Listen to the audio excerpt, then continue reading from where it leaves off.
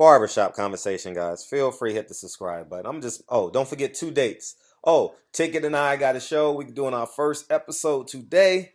And feel free to check it out. August 25th here in LA. Free backpacks, free haircuts. September 28th is going down. Um, um, September 28th, we're going to do 100 Black Men community gathering here in Los Angeles. I'm going to start working on that very intently. And I'll have more details coming real soon. Expect everything to be final the Tuesday after Labor Day. All right, moving forward.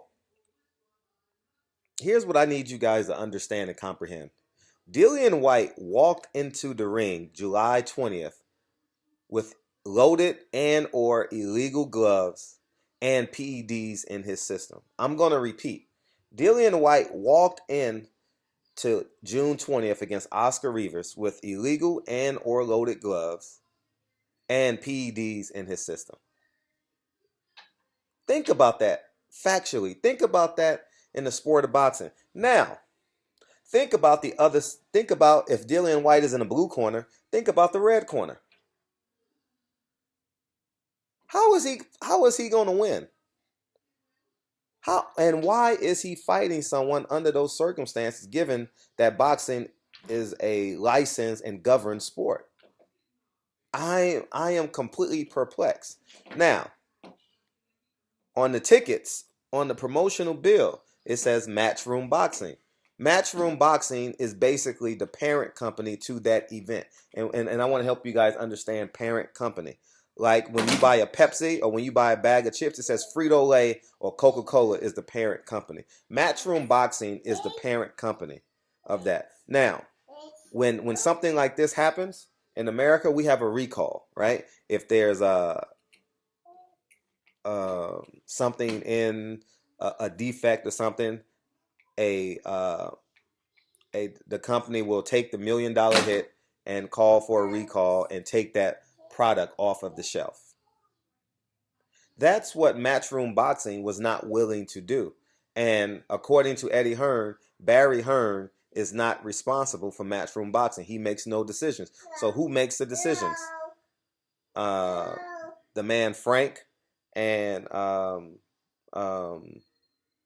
Eddie Hearn. So Eddie Hearn is on the books.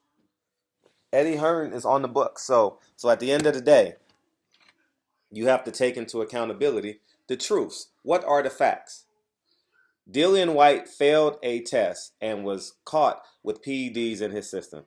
Then the day of the fight, they went to the third option of gloves. Now, I'm fortunate enough where I've seen that happen in real time, where they have brand new gloves, right?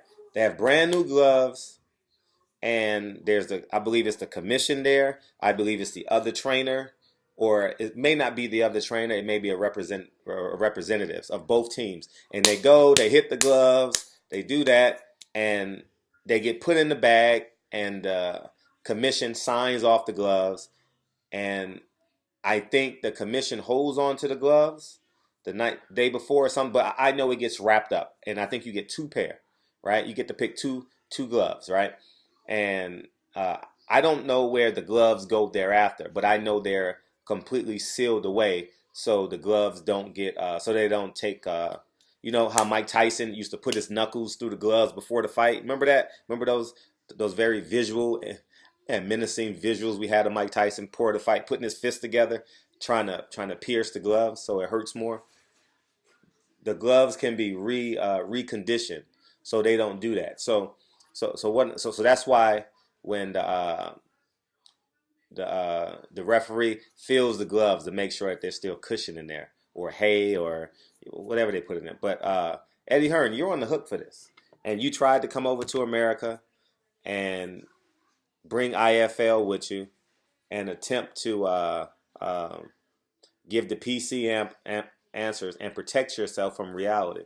But the reality is Matchroom Boxing is on the hook. You put Oscar Rivas' life in danger, great danger, and you should be held accountable. And Dillian Whyte, we're going to deal with you later today, maybe next video. But I want everybody to know, Matchroom Boxing allowed Eddie Hearn in Matchroom Boxing, Frank Smith, is that his name? Frank Whyte? No, Frank Whyte is someone else. Frank Smith allowed Dillian Whyte to walk into the arena with loaded and or illegal gloves and PEDs in the system. I rest your case, Your Honor. Were those illegal gloves? Yes. Did he fail a a a drug test within 3 days of the fight? Yes. Your Honor, I rest my case. Barbershop Conversations, feel free, hit the subscribe button. You're guilty, Eddie. You're guilty. And Kareem Akbar is nowhere to be found. Peace. You can't get no scapegoats out this motherfucker.